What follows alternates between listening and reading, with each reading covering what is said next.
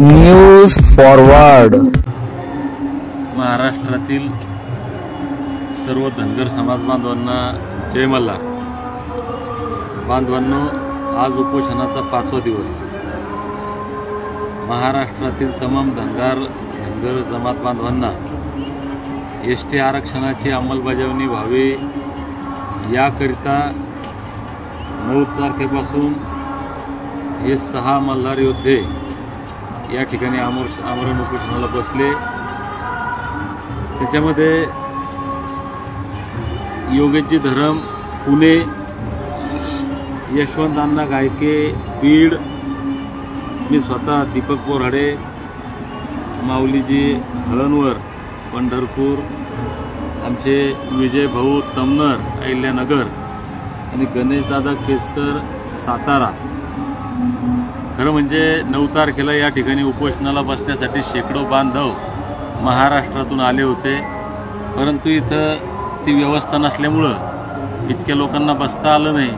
काही बांधव आमचे नाराज होऊन गेले, काही बांधव या ठिकाणी थांबले, काही दररोज दिवसभर येतात, रात्री वापस जातात स्थानिक.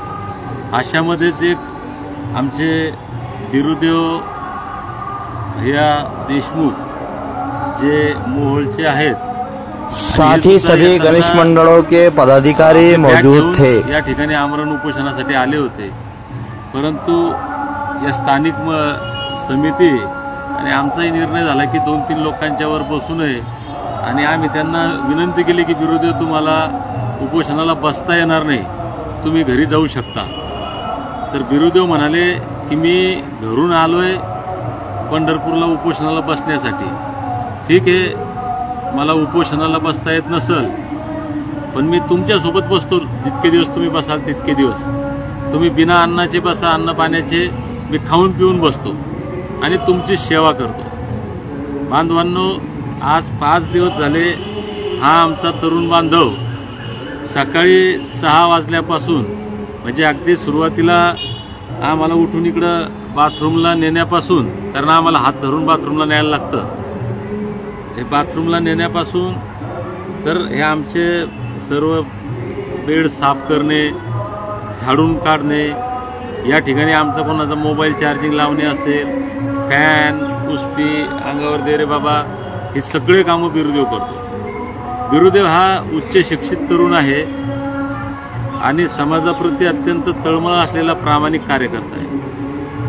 काल रात्री या ठिकाणी तुम्ही फॅन पाहू शकता, फॅन आहेत आणि तो फॅन कोणीतरी सांगितलं की फॅन थोडासा फिरवा आणि रात्री लाईट बंद केली, थोडा अंधार झाला आणि त्या फॅन फिरवायला गेला तर त्याचं बोट त्या फॅनमध्ये गेलं आणि तो जोरात ओरडला. तर आम्ही सगळ्यांनी पाहिलं तर ते अक्षरशः रक्ताची धार बोटातून निघत होती आणि त्याला आमच्या इथल्या दुसरे जे संयोजन समितीची मंडळी आहे स्थानिक, त्यांनी त्याला ताबडतोब हॉस्पिटलला नेलं, पण तिथे डॉक्टर अवेलेबल नव्हते. ते पट्टी वगैरे केली आणि त्याला रात्री आम्ही सांगितलं की बाबा रे, तू एखाद्या चांगल्या ठिकाणी झोपायला जा, कारण तो इथंच झोपतो आमच्याजवळ, तू इथं झोपू नको, कारण इथं आराम होत नाही, इथं येणारे जाणारे आवाज सुरू असतात. पण तो बिचारा इथंच झोपला. त्याला आम्ही रात्री सांगितलं की बाबा तू पहिले दवाखान्यात जा. तो सकाळी आजही 6 वाजता इथं आला आणि त्याने हे सगळं व्यवस्थित केलं. आम्ही त्याला सकाळी सुद्धा म्हणलं की अरे बाबा तू जा दवाखान्यात जा, इंजेक्शन घे, परंतु तो म्हणला की आता पहिले मी सगळं इथलं व्यवस्थित करतो आणि जातो. त्यानं आत्तापर्यंत आमची सगळी इथं व्यवस्था केली आणि आता आम्ही त्याला दवाखान्यात पाठवतोय. मला हेच सांगायचं बांधवांनो या ठिकाणी की महाराष्ट्रामध्ये शेकडो तरुण वयस्कर आमची मंडळी या ठिकाणी या उपोषणासाठी आली होती. बांधवांनो, आपल्याला इथं बसता आलं नाही तरी आम्ही त्याबद्दल आपली दिलगिरी व्यक्त करतो. पंढरपूरच्या सर्व संयोजन समितीनं या ठिकाणी दिलगिरी व्यक्त केली. आम्ही राज्यातले एक समन्वयक म्हणून आम्ही सुद्धा दिलगिरी व्यक्त केली.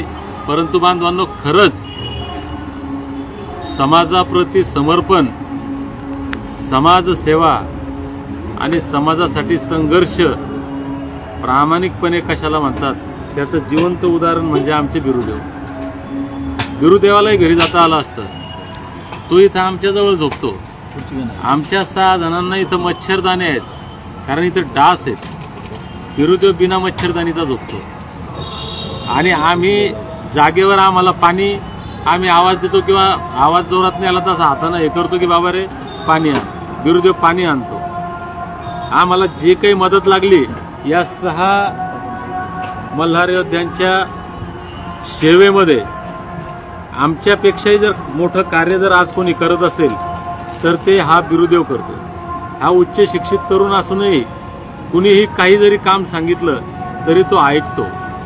माझी विनंती महाराष्ट्रातल्या प्रत्येक समाज बांधवाला की आपण प्रत्येकानं अशा पद्धतीनं समाजासाठी समर्पणाची भावना आपण ठेवावी. या ठिकाणी बिरुदेवाचा आपण काहीतरी थोडाफार आदर्श घेतला पाहिजे. मी आमच्या काही उपोषणकर्त्यांच्या वतीनं, महाराष्ट्रातील तमाम धनगर बांधवांच्या वतीनं या ठिकाणी बिरुदेवाच्या कार्याला वंदन करतो. धन्यवाद. जय मल्हार.